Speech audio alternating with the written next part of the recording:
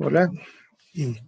Bueno, yo voy a desarrollar el tema de incertidumbre en base a un trabajo de García Casella que se estructuró a partir de una propuesta de Richard Matesich y haciendo un análisis comparativo de autores de habla inglesa y eh, revisando el concepto que planteaba el autor Enrique Fowler Newton en varias ediciones de su libro, en particular Cuestiones contables fundamentales.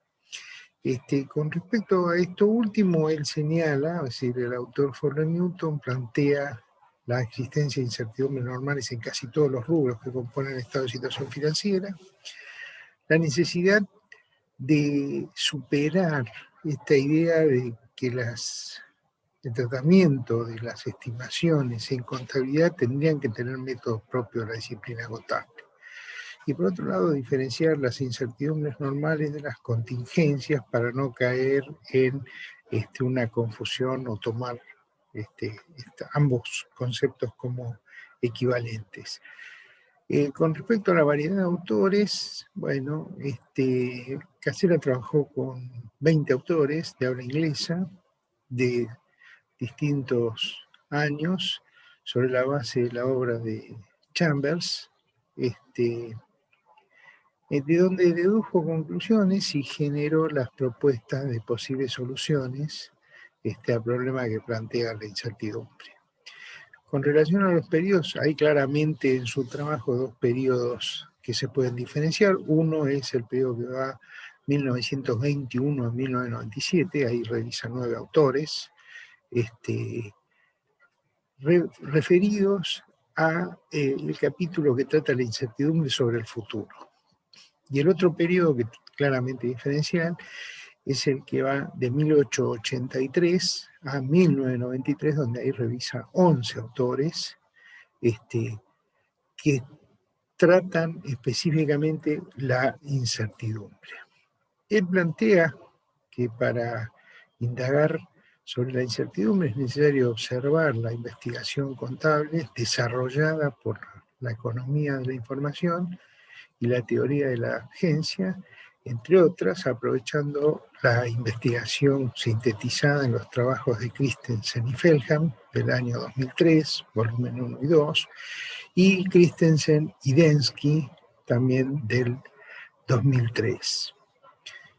Con respecto al enfoque de Fowler Newton, arranca con el texto de 1982, en donde claramente se observa que las incertidumbres, se trata ese tema señalando que en realidad el conocimiento seguro y claro de los acontecimientos comunicados solo se dan respecto a unos pocos rubros de los estados contables, ya sean activos como pasivos. Mencionando ahí que los motivos de lo que él denomina incertidumbres típicas. En la segunda edición de 1991, el autor Fowler Newton dedica un capítulo al tema de las incertidumbres, diferenciándolas de las contingencias. Y allí establece que hay incertidumbres normales, que deben ser sujetas a obtener aproximaciones contables, y hay contingencias en las que la existencia de ellas depende de que se concreten o no uno más hechos futuros e inciertos a la fecha de la medición y que están fuera del control de la entidad. Aquí surge que habría una diferencia entre lo que son las incertidumbres normales de las incertidumbres excepcionales. Estas últimas serían lo que Fowler caracteriza como contingencias. Y entonces estas contingencias excepcionales son contabilizadas cuando se pueden categorizar como probables y cuantificables, si no, estarían fuera del balance. En la edición del 96 recupera lo que había firmado en el 91, y en la edición del 2001 hay un cambio, allí desaparece el tema de incertidumbres normales, y parecería que queda todo subsumido dentro de lo que son contingencias. incorpora la probabilidad y afirma que probable es todo aquello que sea razonablemente esperado o creído sobre la base de la evidencia disponible o de la lógica, pero respecto a la cual no hay certeza o prueba. La versión del año 2004 mantiene esto último afirmado. Y entonces ahí nosotros nos planteamos, después del análisis de todo el texto, cuál es la conclusión. Y entonces allí García Casella plantea que, teniendo en cuenta los aportes del espacio probabilístico y los trabajos sobre la economía de la información, y basándose en la investigación que llevó a cabo, esto es el análisis de los textos, de los cuales dedujo afirmaciones y a partir de ahí extrajo conclusiones, nos ilustra con 4 cuestiones que creo que están totalmente vigentes, ¿no? Una es la de incorporar una leyenda que exprese con claridad que las cifras numéricas no expresan exactitud de medición, sino estimaciones frente a incertidumbres normales. Esto cada vez está más presente, es decir, este es un texto que él publicó en el año 2008. Con lo cual, bueno, hoy por hoy está en plena vigencia. De hecho, muchos estados contables observamos estas consideraciones. Una segunda conclusión, en donde él señalaba que habría que indicar, él señala que es en la nota número 1, nosotros entendemos que es en las primeras notas, los criterios de estimación de cada uno de los rubros. Esto también lo sostenía Mateschitz. Como conclusión tercera, él extrae algo que afirma la American Accounting Association, que indicaba que no había un motivo por el cual incluir una sola cifra respecto de una partida, y entonces, en vez de poner una cifra única, se podría indicar un rango de valor o de valores. Y por último, la última conclusión también de la American Accounting Association era que en vez de una cifra única, sin aclaración, se podría indicar la probabilidad que tenía asociada esa cifra. Bueno, entiendo que este texto es muy interesante. La lectura de los trabajos que hace y el esfuerzo en la traducción es muy interesante, sobre todo los años en los cuales esos textos son extraídos. Hay textos que recuperan el conservadurismo del siglo XIX, 1883. Hay textos que previo a la crisis del 30 aparece nuevamente este concepto duro sobre las pérdidas. Hay textos que están en época de la crisis, en donde recuperan el valor importante de las contingencias. En fin, creo que es un texto muy interesante y sobre todo en plena época, por lo que estamos atravesando de pandemia, es un trabajo que yo recomiendo recuperar. Muchas gracias. Hola, buenas tardes. Bienvenido a la mesa de Historia del Pensamiento Contable en el marco de CON 2020.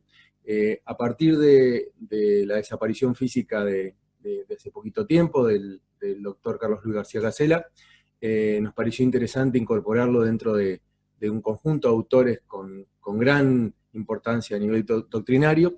El doctor nos ha abandonado físicamente, pero nunca espiritualmente. En este sentido, a mí me pareció que podía llegar a ser interesante plantear algunas cuestiones sobre la medición en contabilidad y los aportes que ha hecho el doctor. Obviamente, la cantidad, el valor de los aportes y la cantidad de escritos que nos ha dejado el doctor García Casella son importantísimos. Los invito a analizar la obra en profundidad, pero en particular yo quería sistematizar o entregarles algunas ideas sobre el tema de la medición. Obviamente no voy a hacer justicia con lo que muy bien escribió el autor, por eso lo voy a redirigir a su obra, pero particularmente lo que para mí me parece importante es rescatar esta idea de los grandes aportes del doctor García Casella a la teoría general contable, en términos de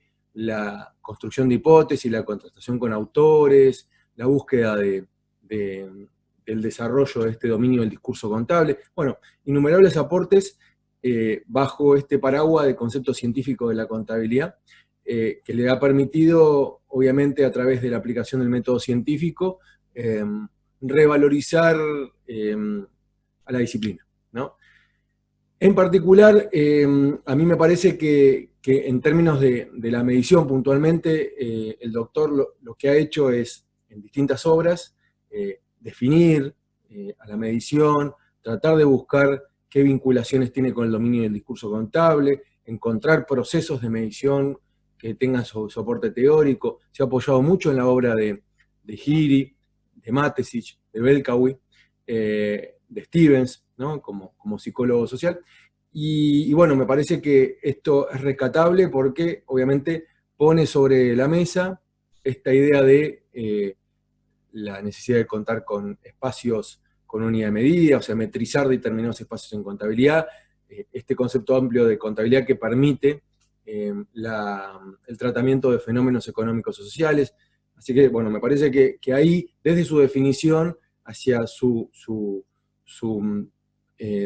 la determinación de los componentes claves para cada una de las tareas dentro del proceso contable, me parece que el autor García Casella ha contribuido significativamente. Por otro lado, ha incorporado y ha desarrollado y ha estudiado en términos teóricos las escalas de medición como reglas para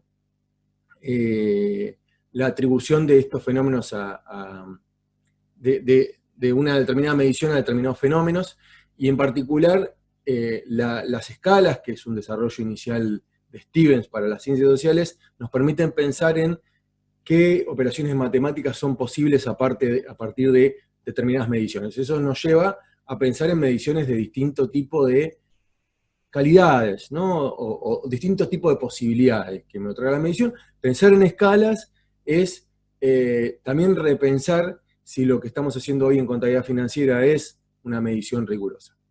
En cuanto a segmentación, bueno, la autora García Casella ha tenido enormes aportes, ya desde su clasificación de los 5 segmentos en contabilidad financiera y patrimonial, contabilidad social y ambiental, contabilidad económica, contabilidad gubernamental o pública, contabilidad gerencial, contabilidad de gestión. Desde esos 5 segmentos, que obviamente tienen algunos temas que uno puede llegar a realizar observaciones en cuanto a que quizás no son clasificaciones mutuamente excluyentes, pero permiten reorientar o pensar a la contabilidad como interesada en distintos fenómenos y distintos objetos de estudio, ¿no? Y bueno, ahí me parece interesante, y además la asociación de distintas maneras de medir a partir de los distintos segmentos contables. El autor en este sentido, si bien ha tratado en determinados libros todos los segmentos, después ha profundizado con cada uno de los segmentos, y me parece muy importante que uno recurra a la obra para ver cómo encontró las variantes de asociar la medición con la información contable, la emisión de información contable, y de los distintos segmentos, ¿no? Me parece que eso es rico, ¿no? Porque nosotros medimos e informamos en contabilidad, y lo importante de pensar a la contabilidad en un enfoque amplio también es asociarle maneras en las cuales puede medir e informar. Por eso, como conclusión, solamente reorientarlos a la obra. Esto pretendía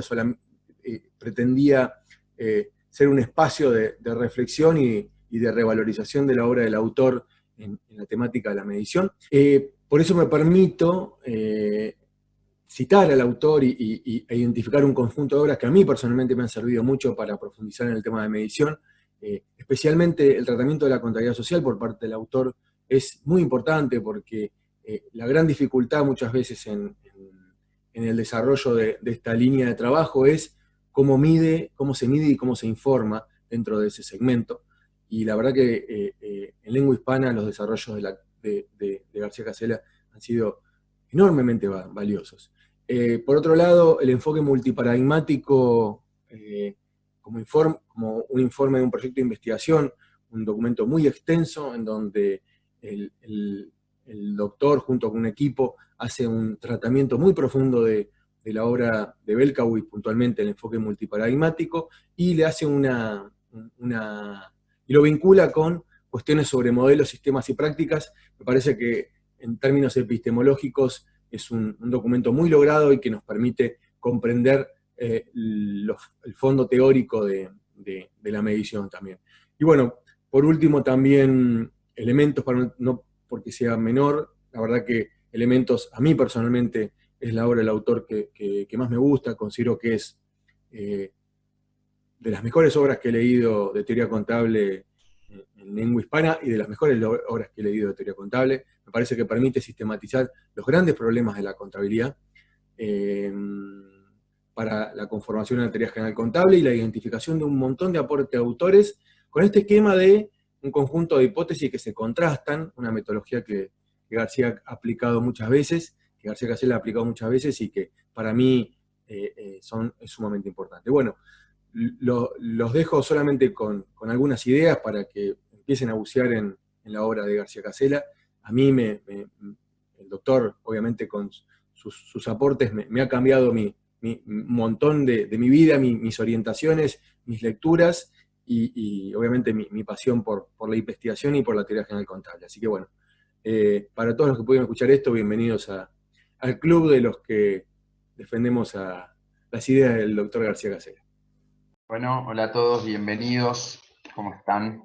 La idea en estos minutos será revisar el trabajo que hice acerca de Yuji Hiri, el cual llamé From Multidimensional Accounting to Triple Entry Bookkeeping. Antes de adentrarnos en el trabajo en sí, me gustaría destacar algunos aspectos relevantes del autor para entender un poco la magnitud del autor con el que estamos trabajando y del profesional que fue y los logros que tuvo. Nació en 1935 en Kobe, Japón, y lamentablemente falleció en 2017. Aún hasta el día de hoy mantiene el récord de CPA más joven en la historia de Japón. Logró ser presidente de la American Accounting Association entre los años 1982 y 1983. Obtuvo títulos de magíster y doctor y también se recibió de abogado. Fue investigador y profesor principalmente de la Universidad de Carnegie Mellon en Pittsburgh, pero también de otras universidades muy reconocidas. Y fue incluido en el Salón de la Fama de la Contabilidad en el año 1989. Como vemos, tiene muchos galardones en su haber, fue presidente de una de las asociaciones más importantes de contadores del mundo, y no solo llegó a ser CPA, sino que obtuvo títulos adicionales, no solo como magíster y doctor, sino también en otros ambientes como la abogacía. La idea del trabajo fue un poco ver su evolución en el tiempo, en su forma de pensar, y para ello trabajé en 3 grandes décadas, que son la del 60, la del 70 y la del 80, y determiné los aspectos principales que trabaja en cada una de estas décadas. Al hacerlo, al leer sus publicaciones y sus trabajos, vi que había una manera de pensar particular de Yuji Hiri, no destructiva hacia lo tradicional, sino de agarrar lo tradicional, notar las falencias y lo que le faltaba y proponer mejoras. Entonces, en ese aspecto, vamos a ver que en la década del 60, él plantea contra la contabilidad monetaria, es decir, contra la homogeneización de los estados financieros, la contabilidad multidimensional. Es decir, yo tengo que tener todo en una misma moneda, o es útil para mi toma de decisiones tener una moneda, inventarios en unidades de producto que sea, etcétera, etcétera, etcétera. Entonces, vamos a trabajar un poco en eso. Luego vamos a pasar a la década del 70, donde lo que él plantea es si la contabilidad tradicional basada en toma de decisiones estaba bien o si podía ser mejorada por lo que él llamó el Accountability Based Framework, que es una relación tripartita donde la producción de información es un camino de ida y vuelta y no es únicamente un camino de quien produce la información para quien toma la decisión, es decir, un camino de ida. Y vamos a llegar a la década del 80, donde él sostiene que la partida doble es buena, ha desarrollado la partida simple, pero que aún tiene un camino para mejorar, camino para perfeccionarse en la producción de información, que es lo que él llama la triple entry bookkeeping, o traducido sería algo así como la partida triple. Entonces, empezando en la década del 60, la publicación que trabaja acerca de la homogeneización y la contabilidad multidimensional es el Management Goals and Accounting for Control. Es importante destacar que en este trabajo Ihiri, así como en muchos otros, utiliza a la matemática y a los axiomas para probar argumentos, pero luego considera como necesario traducir esos axiomas y esas fórmulas matemáticas al marco del management organizacional a través de explicaciones en términos empresariales o administrativos. Entonces, lo que él propone es, ¿hace falta el uso de la moneda en la partida doble? Es decir, ¿se puede cumplir la partida doble utilizando más de una unidad de medida? Para esto plantea un ejemplo con un capital, un préstamo y una compra de trigo, donde sostiene que si nosotros usáramos una única moneda, el dueño del patrimonio no podría notar si tiene un corto de caja, es decir, si el préstamo lo tuviera que abonar hoy, si podría o no hacerlo. ¿Por qué? Porque está todo en la misma moneda. Entonces, la solución que propone es tener más de una columna, digamos, en el estado, donde la primera sea moneda, la segunda sea unidad de inventario, él utiliza el trigo, pero puede ser cualquier otra, y así sucesivamente. En ese caso, el dueño del patrimonio, si tuviera que analizar si puede o no pagar el préstamo, tendría una columna particular de moneda. Entonces, podría tomar esa decisión de una mejor manera que homogeneizando todo en la contabilidad tradicional monetaria. Entonces, como vemos, a una corta edad y recién empezando en sus producciones, ya discute una institución como la contabilidad monetaria, proponiendo mejoras o potenciales soluciones. Pasando a la década del 70, lo que él propone es una dicotomía entre la contabilidad para la toma de decisiones o la accountability. ¿Qué es esta accountability? Es la relación tripartita entre el contabilizado, el contabilizador y el contador, o el accountee, el accountor y el accountant. Para pasarle un ejemplo muy sencillo, en una empresa podría ser los directores, jefes o gerencias, los accionistas y por el otro lado el auditor externo o alguna organización pública como puede ser la SEC o digamos, gubernamental. Entonces, ¿por qué surge este término de accountability para Ihiri? Por la partida doble, la necesidad de rendir cuentas. Nosotros estamos gestionando un patrimonio ajeno y tenemos que rendir cuentas por eso. Entonces, lo que plantea es, vamos a hacerlo de una manera, de un camino de ida, como decíamos que es el decision base, es decir, se produce información para que el dueño del patrimonio tome decisiones, o vamos a hacer un camino de ida y vuelta, basado en confianza, en derecho de saber, privacidad, donde no más información es mejor necesariamente, sino que ambas partes conocen qué información es relevante y qué información no es relevante. En el decision base se dice que siempre más información va a ser mejor porque va a ayudar de alguna manera a la toma de decisiones. Lo que propone en este campo Ihiri es usar los hard measures, que en este caso son indicadores en los que ambas partes es difícil no estar de acuerdo. Es decir, son indicadores fáciles de determinar la importancia para la toma de decisiones. Entonces, pasando a la última década, que es la década del 80, lo que él propone en este caso, como decíamos, es la evolución de la partida doble a la partida triple, o a la triple entry bookkeeping. Esto lo hace en 1982 con la publicación Momentum Accounting and Triple Entry Bookkeeping, y lo que sostiene es si la partida doble es dinámica o estática, es decir, si bien la partida doble surge para desarrollar la partida simple, él sostiene que la partida doble muestra la información de una manera estática en un momento determinado que no nos ayuda del todo a tomar decisiones. Entonces, propone y los nuevos conceptos que surgen parte de él y parte de otros estudios, como puede ser la física, que son el income momentum, el force, que luego se va a transformar en un estado, que es el force statement, y el trevit, que vendría a ser crédito, débito y trébito o trevit en inglés.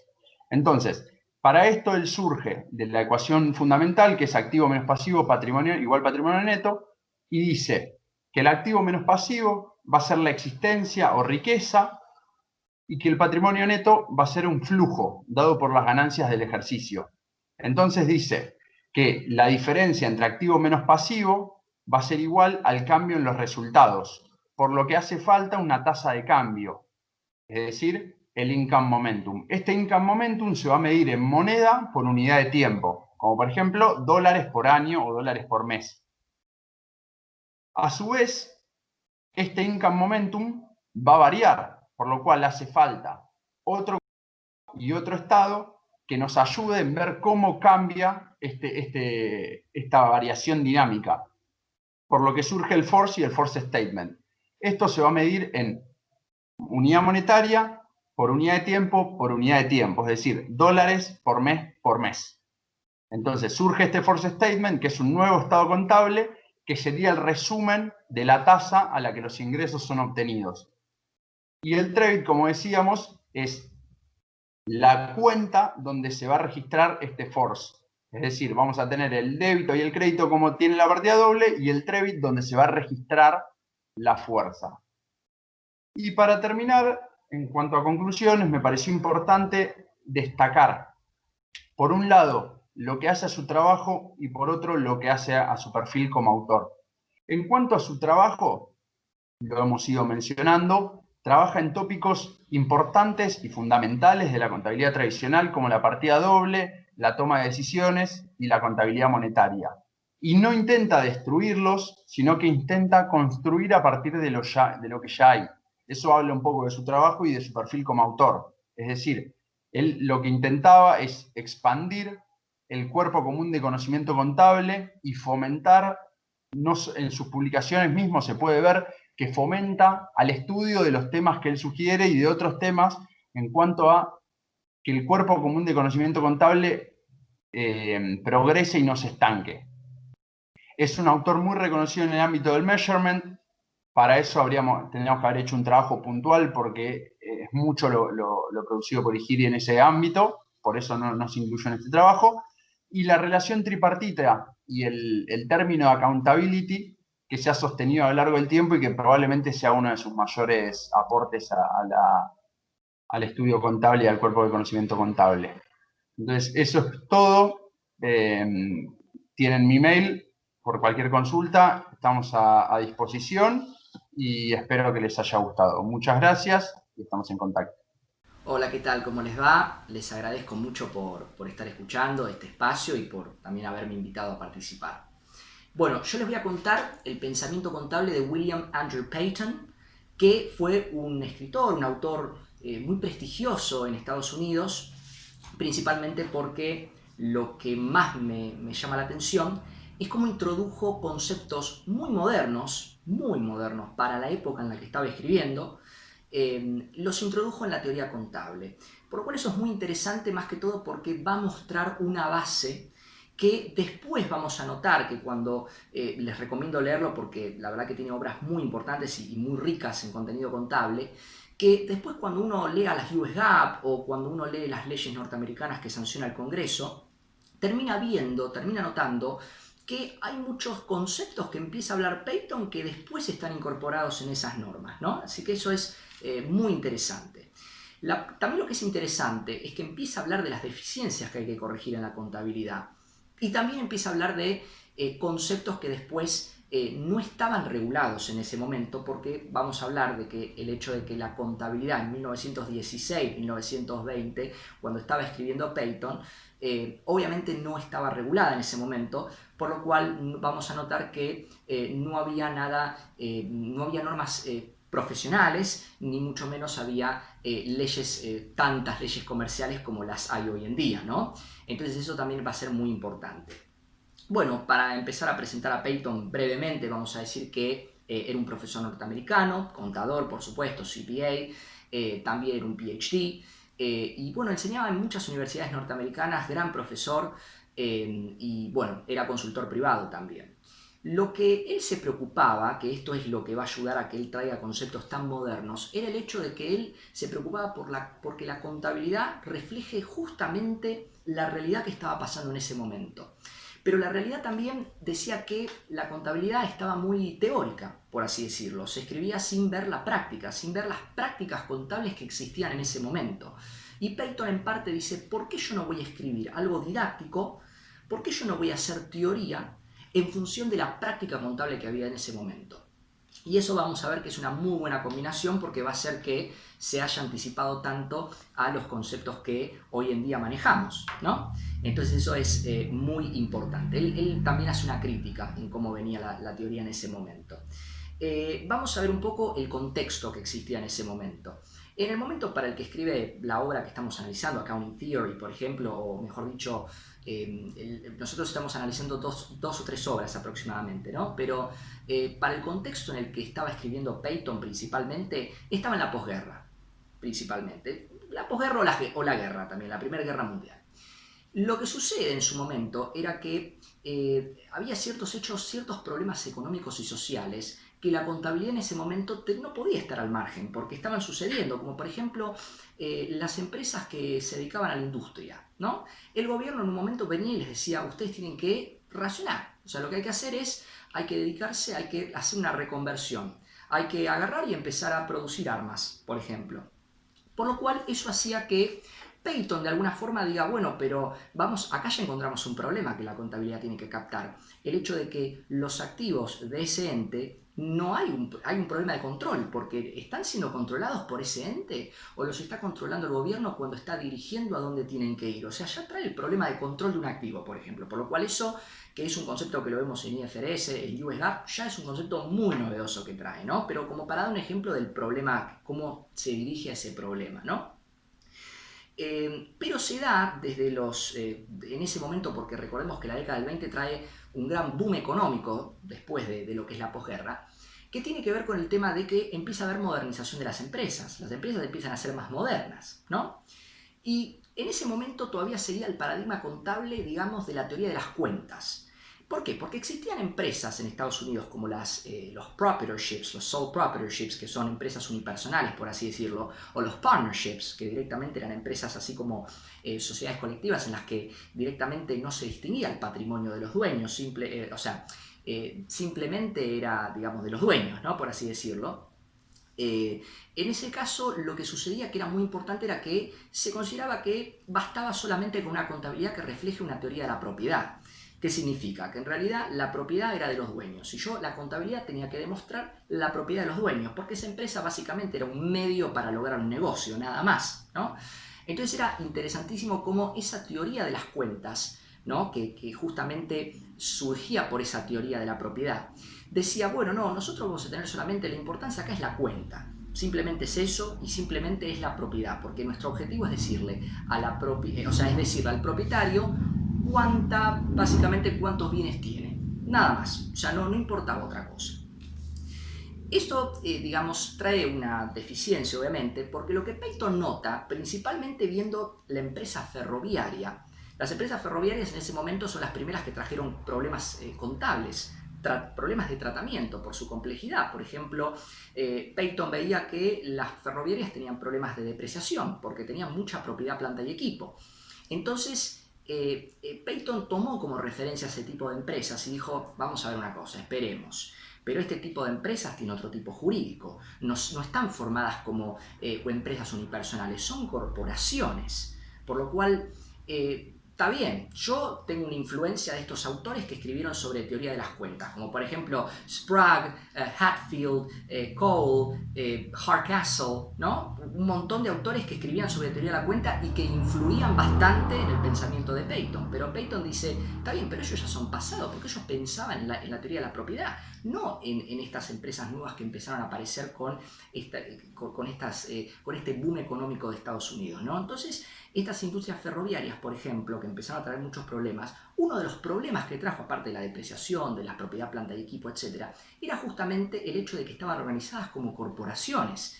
ya dejaban de ser empresas unipersonales. Entonces, acá lo interesante de esto era decir, bueno, esperen, entonces si esto tiene que ver con empresas, corporaciones, acá sí vamos a tener que empezar a distinguir un poco el patrimonio de la empresa con el de los propietarios. Por lo cual, por eso acá cambia la teoría de la propiedad y se enfoca más a hablar de los activos y los pasivos de la empresa. Por lo cual, haciendo un paralelismo, la teoría de las cuentas tenía justamente que los activos menos pasivos me daban la propiedad y eso era la propiedad de los propietarios y eso era lo que interesaba, no me importaban los activos y pasivos de la empresa, básicamente porque prácticamente no lo eran.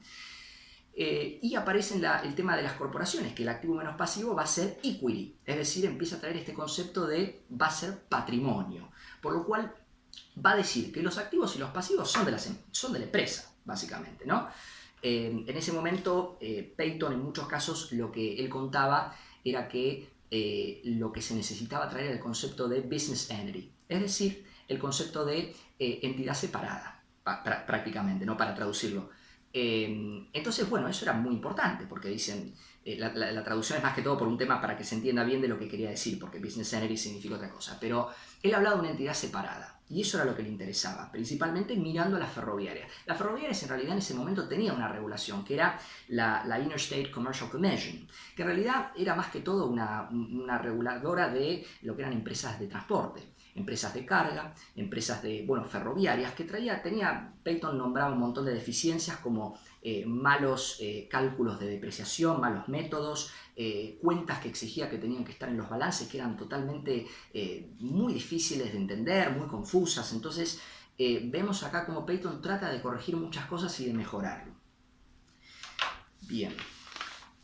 Bueno, vamos a hablar un poco ahora de conceptos para ya ir haciendo como una especie de listado de conceptos que trajo Peyton, ¿no? Principalmente, aparte de todo esto, que esto es muy general y es muy importante, obviamente, que es el tema de que trajo, como ya habíamos dicho, el tema de control, porque trajo este concepto de el patrimonio y no la teoría de la propiedad. Vamos a ver que principalmente en sus distintos libros empieza a hablar de lo que es el tema del devengamiento, empieza a hablar del problema de la protección al inversor, cosa que en realidad no existía ninguna ley norteamericana en ese momento que hable de eso, porque la ley de securities empezó en el 33 y después estuvo la otra en el 34, por lo cual no había eso fue muy avanzado hablar de una protección al inversor. Empieza a hablar también de temas de temas de problemas de evaluación, cosa que hasta el día de hoy seguimos teniendo los problemas de evaluación que conocemos hoy en día, pero ella lo hablaba en ese momento, decía, esto va a ser un problema en la contabilidad de acá a futuro. Y bueno, es muy importante también cómo tuvo esa visión también de que no se pudo resolver ese tema completamente, no hay un consenso con respecto a la evaluación. Bien, empezó a hablar del tema de los gastos de investigación y desarrollo. ¿Qué hacemos? ¿Qué hacemos? ¿Los activamos o no? Bueno, esto sigue siendo un problema también, ¿no? Porque la diferencia que hay entre las IFRS y las US GAAP también es bastante importante.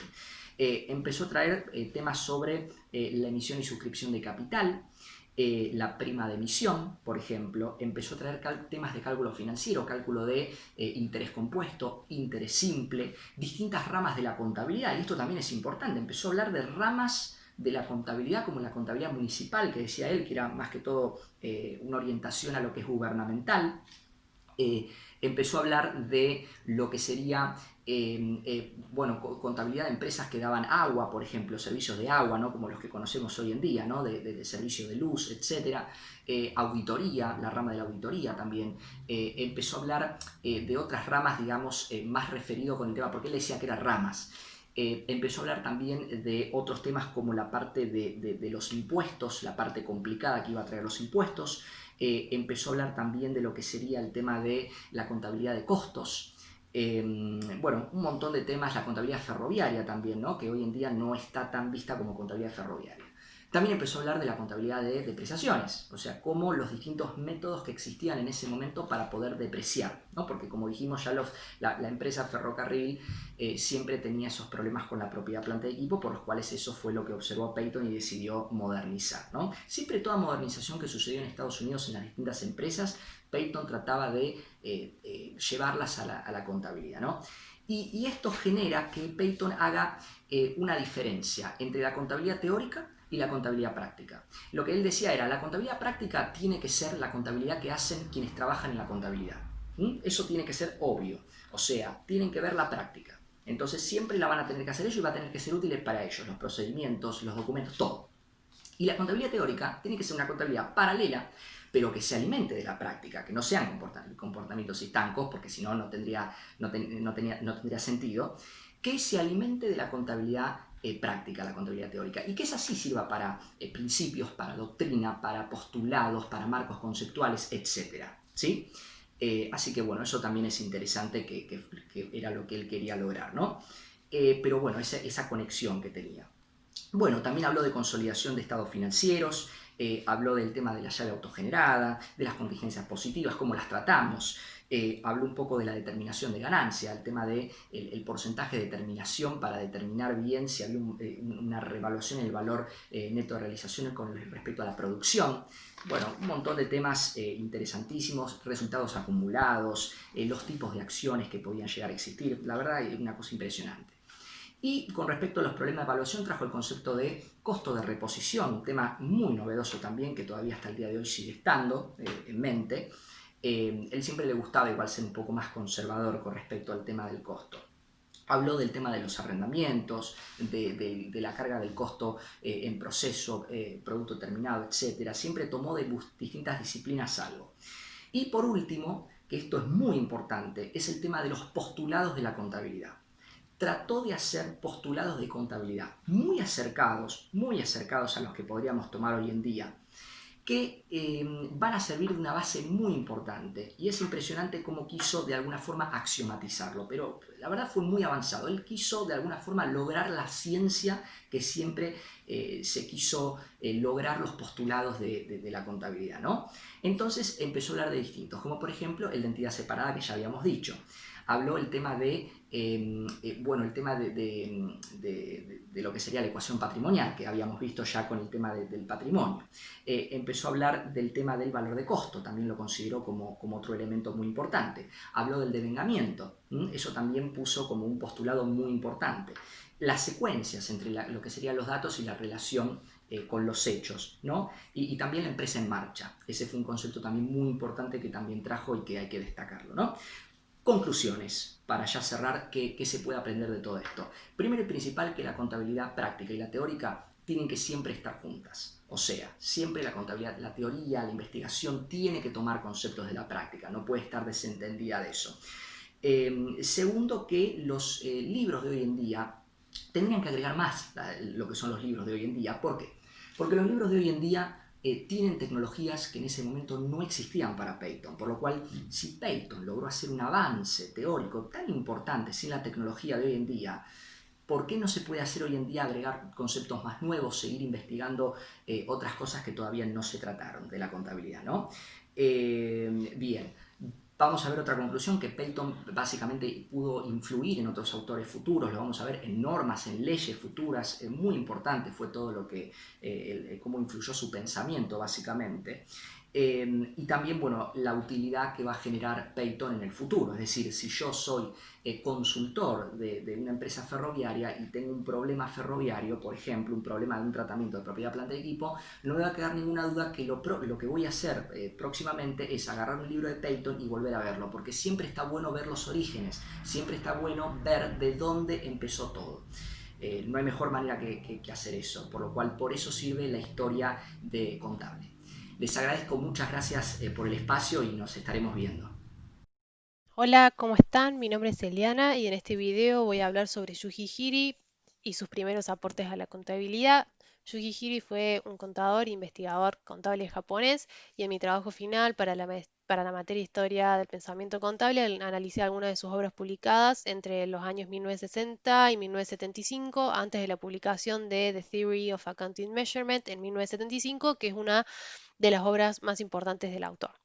El objetivo de mi trabajo, además de observar cómo fue la evolución del pensamiento de Hiri y cómo estos trabajos lo llevaron a construir The Theory of Accounting Measurement, también fue intentar evidenciar la influencia que tuvo la física y la matemática en su pensamiento, que ella desde pequeño mostraba aptitudes o facilidad para los números, y cómo él lo relacionaba con la contabilidad.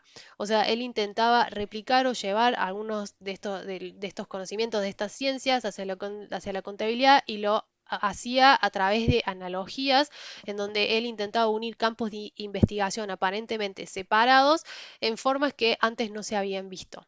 También otro punto que intenté analizar u observar fue un poco el contexto social y económico en el cual surgieron estos problemas, interrogantes y soluciones que proponía Ihiri. O sea, es un poco intentar responder a la pregunta de si surgieron como algo aislado o había algún tipo de interés social y si Ihiri en su trabajo recibió influencia de qué y quiénes lo rodeaban. Así que bueno, para empezar planteamos una línea del tiempo en donde nuestra historia empieza en Kobe, Japón, en 1935. Yuji Hiri nace un 24 de febrero y bueno, como decíamos antes, de pequeño ya mostró interés y aptitudes para las matemáticas y acá aparece una figura muy importante para él que de alguna manera le marca un poco el camino, que es su padre, que era un pastelero y panadero, que lo inicia en la aritmética.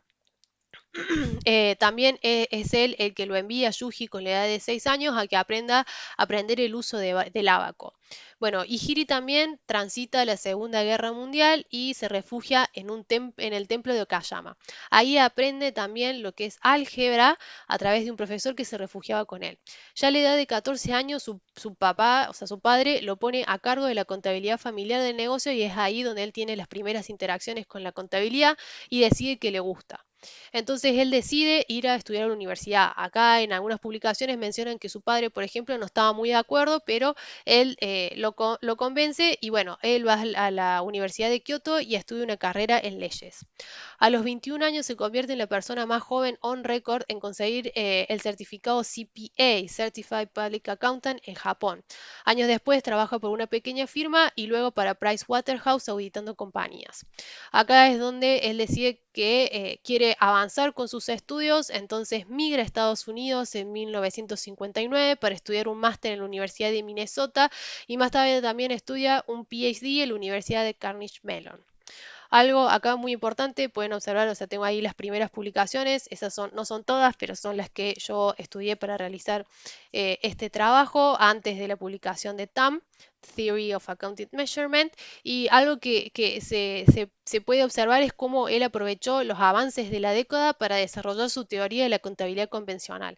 O sea, él lo que intenta hacer es describir la contabilidad como es, propone cambios y después describe lo que debería ser. Ya para después de 1985 él realiza grandes aportes a la contabilidad como en papers como Momentum Accounting and Triple Entry Bookkeeping. Bueno, entonces en los escritos que yo analicé, él presentó conceptos, como habíamos hablado, como un sistema de contabilidad convencional, valoración contable, tiene preferencia hacia los costos históricos, discute conceptos de medición, de fiabilidad, objetividad. Estos eran puntos realmente importantes para Ihiri, que decía que si yo estoy tomando decisiones basadas en la información que yo obtengo de la contabilidad, entonces esta información debería estar medida de manera confiable, o sea, fiable, debería ser objetiva. Y bueno, y también habla de la relación entre la información contable y las decisiones de los agentes. Así que, bueno, también para mencionar un poco, Ihiri se distanció del enfoque de la utilidad para la toma de decisiones y se centró más en accountability, que esto es algo bastante central y que lo desarrolla un poco en esta obra de 1975. También se preocupa por abordar preocupaciones contables de la época, por ejemplo, con uno de los papers que analicé, que fue que tiene que ver con las depreciaciones. Y bueno, así que más o menos para resumir un poco el pensamiento de Ihiri, planteamos en este slide las personas influyentes y lo que ocurría en el contexto socioeconómico. Bueno, ya mencionamos el padre de Ihiri, acá mencionamos a Nishimura, que después, o sea, que fue su profesor en la universidad y que más adelante, como otro comentario, es que se convierte en su suegro porque Yuji se casa con la hija de él. Este personaje fue muy importante para él porque es el que le planta la semilla, digamos, la semillita Ihiri de utilizar las analogías, porque él en su curso les hace leer un libro de Thomas Carlyle, en donde lo hace relacionarlo con la contabilidad. Entonces, de esta forma, Ihiri más adelante encuentra inspiración en matemáticos, músicos como Gödel, Escher, Bach, y siempre los intereses de Ihiri tienen que ver con las matemáticas, la dimensión cuántica, la computación, juegos, o sea, como el ajedrez y el haiku, que son poemas cortos, y entonces en muchas de sus investigaciones fueron el resultado de analizar los problemas que él se planteaba de la contabilidad bajo estas temáticas. Después tenemos a William W. Cooper y Herbert Simon, que fueron sus profesores ya cuando él estudiaba en Estados Unidos, que ambos animan a Ihiri a utilizar matemáticas con el análisis de la contabilidad. Acá, bueno, podemos mencionar que, por ejemplo, Herbert Simon, entre los trabajos más destacados de él, o sea, quién era, está Administrative Behavior, en donde contribuye a racionalizar el proceso de la toma de decisiones. Bueno, la mayoría de los trabajos de Yuji nacen en un contexto más que nada académico y bueno, acá por ejemplo el primero que analicé fue Management Goals and Accounting for Controls, en donde publica, o sea que es una tesis bajo la guía de Cooper. Y bueno, un poco para pasar a la otra parte que tenía que ver con el contexto social y económico, cómo eso influenció en Ihiri, es como que fue potenciado, o sea, él ya tenía aptitudes para la matemática, pero en los años 40, durante la Segunda Guerra Mundial, por ejemplo, en Japón se dieron varias reformas en la educación que favorecían la aplicación y enseñanza de la física y matemática, que eso fue llamado el Clave Movement.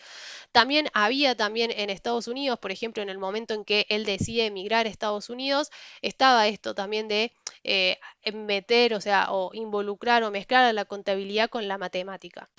También tuvieron que ver otros desarrollos en otras ciencias como la física, la economía, sociología. Hay bastantes conceptos que Yuji toma de estas ciencias y los trae a la contabilidad.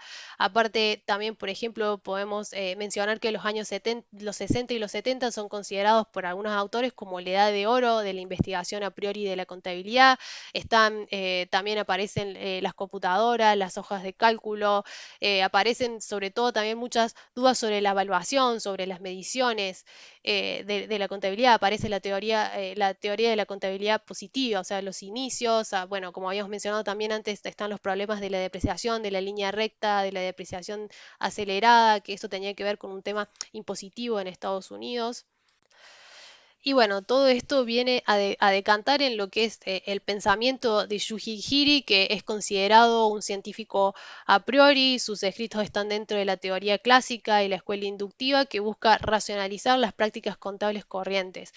O sea, él tiene, bueno, como habíamos mencionado, una inclinación hacia la matemática, la estadística, utiliza las analogías, tiene una preferencia hacia la contabilidad a costos históricos, ya que, o sea, los costos históricos es un fenómeno que ya ocurrió, es conocido, mientras que los valores de mercado es algo que puede ocurrir y que requiere ponerse de acuerdo con las personas que lo están midiendo. Bueno, Ihiri también toma un camino diferente al concepto de utilidad, o sea, de la información que había en el momento y se centra más en otro concepto que él lo llama accountability, que es algo diferente a lo que se pensaba en la década del 70, ya que, bueno, la corriente de la utilidad era bastante fuerte y él, o sea, la contabilidad para él era una ciencia de medición y considera que ninguna medición puede ser desarrollada eficientemente si no se tiene un entendimiento previo de cómo se van a utilizar tales mediciones. Entonces, para él es muy importante evitar las parcialidades, los sesgos en la información, o sea, por ello desarrolla reglas, formas de medir el grado de fiabilidad y objetividad de las mediciones. Él habla mucho también de la relación entre los gerentes, los inversores y lo que sería el contador, que es accountant, accountee y accountant, donde el gerente le debe dar razones de su actuación a los inversores y los inversores también pueden tener elementos de medición para evaluar la actuación de los gerentes. Entonces, por ejemplo, él también en uno de sus trabajos intenta desarrollar axiomas y reglas para intentar describir y explicar la contabilidad de una manera muy simple, por ejemplo, como se hace en la física y en la química. Bueno, él habla que una correcta automatización del proceso de evaluación contable permite la especificación de reglas claras, lo que lleva a la precisión, a la rendición de cuentas, al control, a la evaluación de desempeño y a la correcta obtención de información para la toma de decisión. Así que bueno, después más o menos en la parte de textos analizados hacemos un breve recorrido, o sea, ya la mayoría de las cosas lo mencionamos anteriormente. Ahí hay algunos puntitos para destacar de cada una de las obras, por ejemplo, Management Goals and Accounting for Controls de 1965. Su objetivo fue poner en evidencia, o sea, preguntarse si las prácticas contables servían como sistema de información para la gestión y el control. Él demuestra que sí, que la información contable es útil para el proceso de control, o sea, para medir la actuación de los gerentes y los subordinados. Más adelante eso también se traslada, como hemos visto, a The Theory of Accounting Measurement, en donde habla de accountability, en esta relación entre el gerente y los inversores. Entonces es como que para él es importante que las mediciones sean fiables, o sea, lo más fiables y objetivas posibles. Después en el siguiente, en Actions and Structure of Conventional Accounting Measurement, también de 1965, propone 8 definiciones y 3 axiomas y 3 reglas para explicar, como veníamos hablando, de la contabilidad convencional. Eso también lo habían hecho otros investigadores como Mortis o Matesich, y él como que un poco se diferencia del primero, por ejemplo, donde toma la contabilidad como algo dado, o sea, observa y explica lo que ve en vez de describir lo que debería ser, y con respecto a Matesich es que él analiza desde un punto de vista puramente matemático y no diferencia si el sistema, o sea, si el sistema contable está basado en la partida doble o la simple. En Reliability and Objectivity of Accounting Measurement de 1966 se discuten conceptos de objetividad y fiabilidad. Él hace todo un desarrollo matemático para medir el grado de objetividad y fiabilidad de las mediciones, y además establece las relaciones entre estos conceptos y introduce el sesgo en la ecuación. Después, en The Foundations of Accounting Measurement, se sientan las bases para la obra publicada, o sea, lo que va a publicar después en 1975, y que este también reúne un poco todo lo que él vino trabajando anteriormente e introduce a algunos otros conceptos, como la contabilidad como un proceso intermedio entre la utilidad diferencial y las ganancias. Después, por último, tenemos Probabilistic Depreciation and its Implication for Group Depreciation de 1969, donde Ihiri, junto con otra persona, es como que abordan el tema o el dilema de la depreciación, presentando un método probabilístico como una alternativa a los métodos convencionales. Y bueno, él argumenta un poco, o sea, propone su método y que es algo más eficiente y más real, o sea, porque dice que los métodos de depreciación convencional generalmente conducen a una subdepreciación. Entonces propone utilizar, por ejemplo, las distribuciones para la vida de servicio y bueno, y acercarse con este método probabilístico de una manera más real hacia las depreciaciones de los activos. Bueno, y también un poco a modo de conclusión, o sea, está claro que Yuji, a partir de su manera particular, un poco de estudiar, de investigar sobre contabilidad, es como que introduce, o sea, hace grandes aportes y trae a la realidad cosas que no se habían visto antes. Logra explicar la contabilidad, o sea, en simples axiomas y reglas. eh, y también demuestra, o sea, que la información contable es necesaria en muchos ámbitos y no solo el financiero. Bueno, eso es todo. Muchas gracias por su atención. Cualquier consulta estamos a su disposición.